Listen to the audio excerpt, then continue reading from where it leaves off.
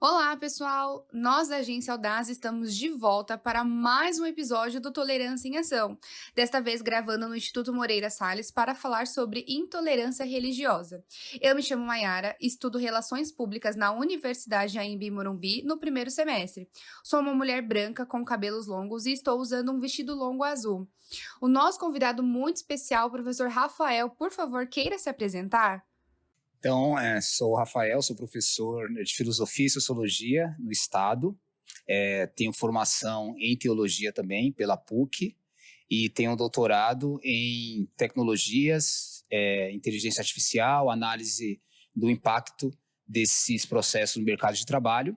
Hoje eu estou de boné cinza, uma camiseta salmão, calça jeans, tênis branco e sou negro, né, pele escura, e é isso. Professor, e por que o senhor escolheu esses cursos, essa formação em específico? O que te motivou a estudar filosofia, teologia? Conta pra gente. Essa pergunta é interessante porque geralmente a gente estuda, pelo menos deveria ser a tendência, algo que a gente tem ali alguma história, algum elemento da nossa vida que nos influenciou a estudar, a desenvolver essa pesquisa. E eu sempre fui uma pessoa extremamente curiosa. E na época, né, quando eu era muito novo, o que eu tinha de acesso de leitura, basicamente, a Bíblia, né, é um livro que todo mundo tem em casa. E aí eu lia muito a Bíblia, só que às vezes eu ia, sei lá, numa missa e os padres falavam sobre aquele texto, mas não davam ali uma explicação consistente. Então eu sempre era curioso, procurava mais informação, eu falei assim, não, eu vou ter que estudar mesmo teologia, que foi a primeira faculdade que eu fiz, né, depois que eu fiz filosofia, para entender. Em filosofia, teologia, né, se você pensar teologia, que é o estudo de Deus, da religião, né, do conhecimento do divino, e filosofia, que é o estudo do pensamento, do saber, são temas ligados ao quê? À curiosidade, ao entendimento, à racionalidade, à pesquisa, à criticidade. Então, assim, a minha curiosidade, ela está, de alguma forma, contemplada com duas áreas de conhecimento que vão fazer as perguntas, vão aprofundar, vão, enfim, procurar mergulhar aí no campo do saber, seja no campo filosófico, seja no campo teológico. Professor Rafael, com base nas suas experiências de vida e durante muitos anos de estudo que o senhor presenciou e viveu, quais são os seus objetivos? Se você teve alguma frustração no meio do caminho, estudando teologia e filosofia, como que, mediante as suas experiências, o que a gente pode contribuir para o nosso cotidiano? Tá. Vamos pensar primeiro em frustração, né? Eu acho que quando você chega na universidade, geralmente, já que você está num campo onde você estuda ciência, então você tem uma frustração porque a sua base de conhecimento é senso comum, né? Então você chega num espaço acadêmico, que é um espaço científico, você vai ter ali totalmente um embate muito profundo das ideias, né, que você tinha, das pré-ideias, na verdade, os pré-conceitos que você tinha. Ele vai ser problematizado, muitas vezes desconstruído. Então, para mim, evidente, né, é doloroso sempre você sair da sua zona de conforto, mas, por outro lado, foi muito interessante, porque, assim, para mim, descobrir, né, o conhecimento, sair da caverna, né, pensar bem do mito platônico, né, sobre você estar na caverna. Então, eu estava nas sombras sobre vários aspectos do conhecimento, e aí estar, né, na faculdade é um ambiente que você desperta para o saber. E aí, rapidamente, né, a gente também tem uma frustração pessoal, porque, de certa forma, a universidade está começando a mudar esse cenário, mas ela não foi feita para pessoas pobres, né, para pessoas negras, para mulheres, né? Então, os nossos corpos, quando chegam nesses espaços, a gente é questionado, né, a gente é sempre visto de uma forma desconfiada, às vezes a nossa fala não tem legitimidade. Então, assim, eu sofri muito isso é notório, embora, assim, na teologia, a gente tem, talvez, assim, uma ideia um pouco mais ali, em alguns momentos, de você ter ali empatia, de você ter o respeito, mas mesmo assim houve muita resistência, mas eu fui resistente, persistente e concluí meus estudos. Ai, que legal! Nossa, parabéns! Muito legal essa experiência, essa sua vivência. Falando um pouco de frustração também, nesse período, devido aos percalços que você já sofreu intolerância religiosa ou presenciou isso em sala de aula, quando o senhor estava ministrando a sua aula? Olha, no caso, vamos pensar assim, em termos de aula na escola pública, né? Que eu acho que é mais ou menos o cenário que você está traçando, né? Então, assim, é interessante porque, por exemplo, como eu não sou, a princípio, de uma religião de matriz africana, então você acaba, de alguma forma, sendo mais aceito, principalmente quando você fala que estudou teologia, dentro de uma universidade católica, né? No caso aí a PUC, que é uma universidade, inclusive, excelente, né? Isso aí é indiscutível. Você tem ali um acolhimento maior. Né? Talvez o problema seria se eu falasse que eu sou ali de uma religião, né, de matriz africana, candomblé, umbanda, né? Se eu sou espírita, aí geralmente você já tem ali uma resistência, porque a gente sabe que a nossa matriz de pensamento ela está dentro de um viés mais cristão, né? Dentro do princípio mais eurocêntrico cristão. Então, nesse caso, eu não posso dizer assim que eu sofri intolerância religiosa, mas eu percebo, com certeza, constato que estudantes, né, que são de religiões de matriz africana, com certeza, eles vão ter problemas, né, eles vão, inclusive, assim, ter dificuldade de se expressar, né, porque eles sabem já de antemão que se eles falarem a religião que eles pertencem, eles vão ter algum tipo de retaliação. Então, a gente percebe que no ambiente escolar, os estudantes, sim, têm um desconforto de falar sobre a sua religião, quando ela não é o cristianismo. Professor, levando em consideração as suas experiências profissionais e as suas formações, como que é integrar isso com os seus alunos, com diferentes faixas etárias que o senhor trabalha, com quem o senhor estuda, divide? Como que é para o senhor repassar o seu conhecimento para diferentes pessoas? É interessante que, por exemplo, quando você fala de filosofia, teologia, sociologia, são temas bem interessantes porque envolve muito aquilo que está acontecendo na sociedade. Então, acho que, assim, geralmente você acaba abarcando todas as faixas etárias, né? São temas ali do dia a dia, temas polêmicos e assim por diante. Então, é um assunto interessante e bacana a se desenvolver. No entanto, geralmente, quando a gente fala de escola pública, a gente não tem, assim, uma estrutura que, de alguma forma, contemple, assim, um espaço, um ambiente convidativo para esses debates. Porque a gente sabe que, politicamente, a escola pública ela não é feita para que os alunos pensem, para que eles tenham criticidade. Então, ao mesmo tempo que a gente tem ali um tema interessante para debater, a gente não tem um ambiente, uma estrutura convidativa para que esses debates sejam feitos de forma qualitativa. Caramba, que legal.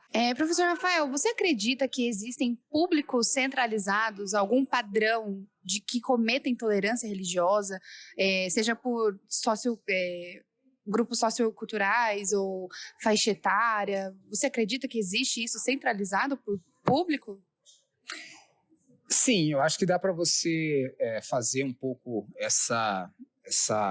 enfim, mapear um pouco isso, porque geralmente a gente vê que pessoas mais velhas, né, quanto mais velhas, elas têm um pouco de dificuldade de desfazer ali da sua compreensão de mundo, né? Enfim, da sua visão religiosa. Então, se ela tem muito cristalizada ali a questão, por exemplo, cristã, ela vai ter uma dificuldade de acolher outra forma de performance religiosa que não seja cristã. Então, você tem uma resistência maior. E tem um ponto interessante que é assim, por exemplo, vamos pensar que as pessoas mais jovens, hoje, elas têm uma abertura maior, até porque elas têm vários núcleos formativos. Então, você tem, por exemplo, sei lá, a televisão, você tem a família, você tem a escola, você tem a internet, né? Você tem as redes sociais e tal. Só que, ao mesmo tempo, a gente tem um processo dos algoritmos colocar as pessoas em bolhas. Então, se a pessoa tem um viés religioso que ela é tradicional, na internet, a bolha vai reforçar esse padrão, vai fazer com que ela, ao invés de desconstruir o preconceito e ser mais tolerante, vai aprofundar a intolerância.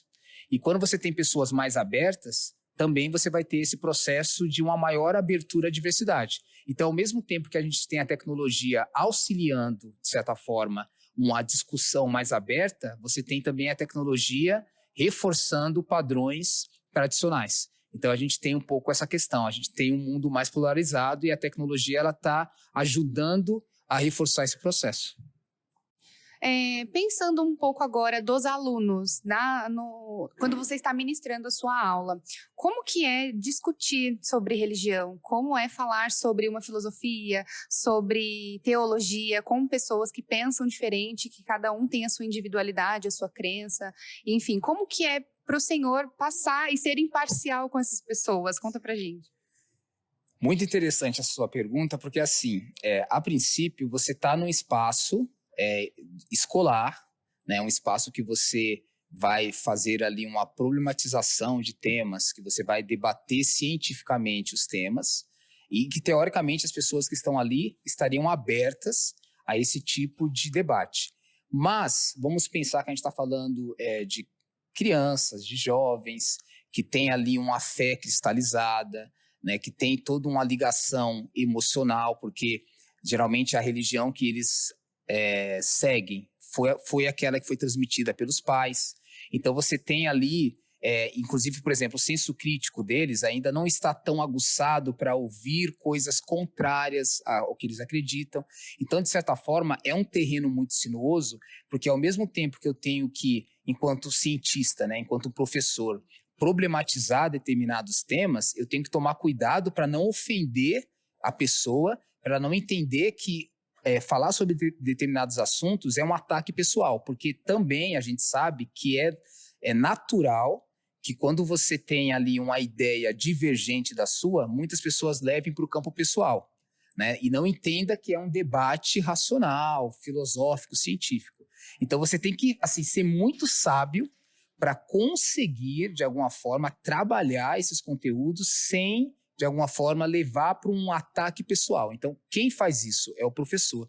Tanto que eu gosto muito de uma ideia que é do Paulo Freire, que o professor ele tem que ser educador, porque o educador ele vai pensar também na pessoa, nos sentimentos, né, nas crenças que ela traz, né? Então, você não pode trair a confiança dessa pessoa, porque senão ela não vai te ouvir.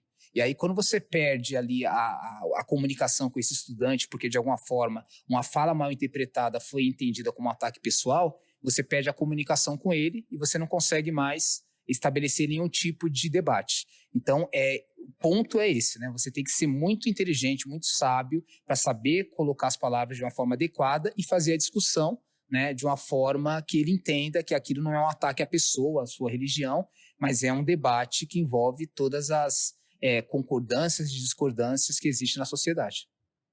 Caramba! Você sentiu diferença entre tipos de público, por exemplo? Como foi dar aula sobre esses temas há 5, 10 anos atrás e como está atualmente dar aula? Se as pessoas conseguiram evoluir junto com o tempo, junto com o momento que estamos vivendo hoje, né? Não sei se você acredita que todo mundo tem acesso à informação. Então, você sentiu essa diferença de poder expressar essa opinião imparcial e que todo mundo consiga entrar em um consenso? Olha, é interessante, de repente, falar se houve uma evolução, né, em debater esses assuntos, porque talvez a gente fala hoje que a sociedade, pelo menos do ponto de vista do acesso, ela está mais informada. Talvez do ponto de vista da disponibilidade de conhecimento, sim. Talvez do ponto de vista de você realmente incorporar, entender o debate de uma forma mais profunda, não.